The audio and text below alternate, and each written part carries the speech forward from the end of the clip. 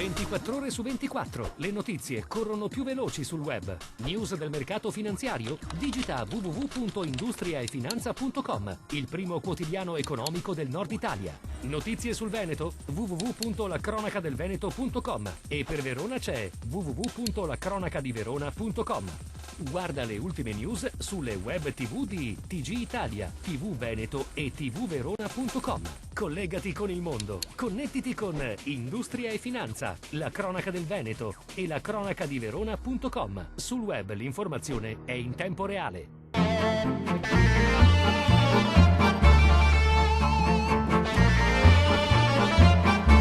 Contro la tesoreria unica indicata dal governo Monti, la Regione del Veneto è pronta a scegliere anche in questo caso la via dell'opposizione. La Giunta regionale annuncia un ricorso alla Corte Costituzionale, accogliendo così anche le istanze provenienti dagli enti locali. Che significa che ci difenderemo con le unghie affinché i soldi dei veneti restino in Veneto e non vadano a Roma.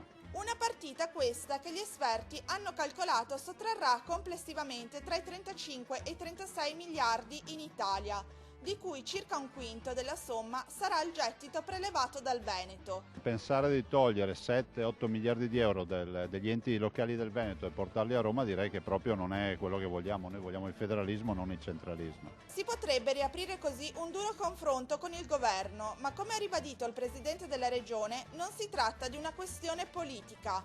Siamo qui a difendere gli interessi dei veneti. Il governo Berlusconi ha impugnato ben 8 volte avanti alla Corte provvedimenti del Veneto. Il governo Monti ne ha impugnati ben 3 volte 3 provvedimenti contro il Veneto. Non capisco per quale motivo noi non possiamo impugnare contro il governo quando vengono lesi i diritti dei veneti. I soldi dei veneti e delle tesorerie devono restare in Veneto, nelle banche del Veneto e non andare a Roma.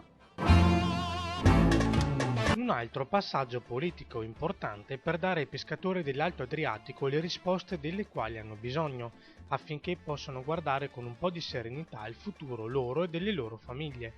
Lo ha detto l'assessore alla pesca del Veneto Franco Manzato, commentando la risoluzione proposta da alcuni parlamentari e approvata dalla 13ª Commissione alla Camera. Il documento impegna il governo a valutare con urgenza l'adozione di misure in grado di far fronte all'emergenza del comparto ittico e, in particolare, a ripristinare all'80% l'aliquota di sgravio contributivo a favore dell'occupazione della gente di mare, a chiarire l'interpretazione dell'articolo 8 della legge comunitaria, a valutare anche infine la possibilità di prevedere appositi bandi per la demolizione di determinate tipologie di imbarcazioni della flotta nazionale. La Polizia di Stato di Padova, in collaborazione con la Questura di Napoli, ha smantellato una banda di rapinatori trasfertisti stanziali a Secondigliano. 7 le misure cautelari emesse dal GIP e 10 le perquisizioni in corso. Le indagini della squadra mobile di Padova, coordinate dal Servizio Centrale Operativo, hanno consentito di individuare anche tutti gli autori di una violenta rapina con sequestro di persona dei 3 dipendenti di un negozio padovano di alta moda, avvenuta lo scorso settembre in pieno giorno nel centro della città. Il gruppo era solito muoversi con mezzi intestati a prestanome, utilizzati per compiere le rapine e darsi poi alla fuga senza rischio di essere individuati. La mobile Ugania, oltre ad attribuire le responsabilità per altre 4 rapine compiute anche con l'uso di armi, è riuscita a sventare un'analoga rapina ai danni di un negozio di alta moda a Forte dei Marmi. La banda si avvaleva anche di alcune donne per effettuare i sopralluoghi che anticipavano gli assalti. Una rapina ha fatto scalpore per le modalità molto aggressive, perché i dipendenti erano stati legati e rinchiusi in uno sgabuzzino. Per l'orario siamo alle 11 di mattina in via San Fermo, quindi in pieno centro di sabato, ma nonostante questo i rapinatori avevano colpito con grande professionalità e con grande determinazione, per cui l'avevamo promesso, c'è stato un grande impegno e con la Procura della Repubblica di Padova siamo riusciti a avviare questa attività anche grazie alle informazioni tecnico-scientifiche acquisite dal gabinetto della Polizia Scientifica. Il turismo nella provincia di Verona ha registrato nel 2011 dati in crescita. Sempre più turisti scelgono il nostro territorio come meta per le loro vacanze e questo non può che soddisfare anche l'assessore al turismo della provincia di Verona, Ruggero Pozzani. Una stagione 2011 estremamente positiva per quello che riguarda i flussi, quindi arrivi e presenze. Tutto il comparto provinciale ha avuto un incremento di media del 5%. incremento a doppia cifra per il comune capoluogo di Verona, ma tutti i comprensori, anche la Lessina ha avuto un più negli arrivi, quindi un 2011 tutto sommato positivo. Certo, questo non rincuora, non ci deve far adagiare sugli allori, per così dire, perché comunque i nostri imprenditori hanno bisogno sempre di supporto, sia in termini di presenza dei nostri uffici IAT che in termini di promozione. Abbiamo razionalizzato quelli che erano gli sprechi in termini di soprattutto stampa materiale, distribuzione e via dicendo. Abbiamo instaurato dei rapporti di collaborazione attraverso delle convenzioni con tutte le associazioni albergatori presenti nel comune dove è presente il nostro ufficio IAT, quindi si sta lavorando veramente a quattro mani per il territorio con tutte le categorie. Questa è una cosa importante, un lavoro che ci viene riconosciuto a livello regionale.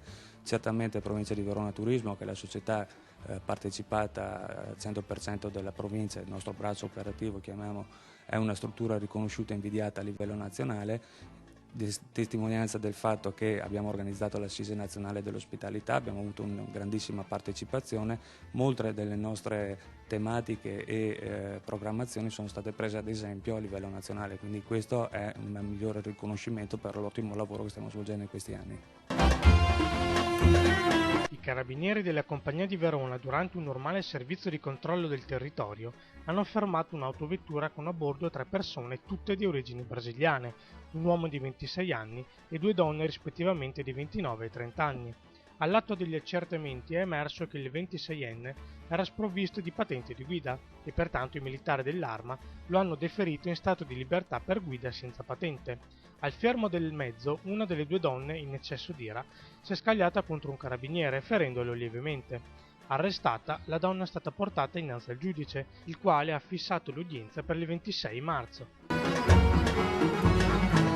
Un grande polo est-ovest, Gavio, Astaldi e Intesa San Paolo, insieme per riunire tutte le concessionarie da Trieste fino a Milano in un unico operatore. Tutti i particolari su industria e finanza.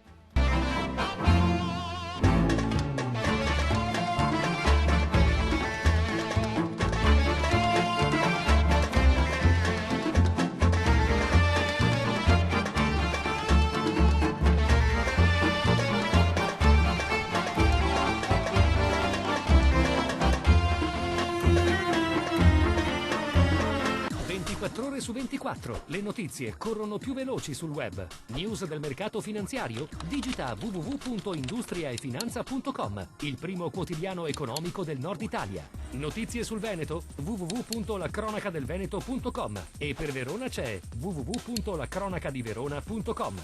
Guarda le ultime news sulle web TV di TG Italia, TV Veneto e tvverona.com. Collegati con il mondo. Connettiti con Industria e Finanza, La Cronaca del Veneto e lacronacadiverona.com. Sul web l'informazione è in tempo reale.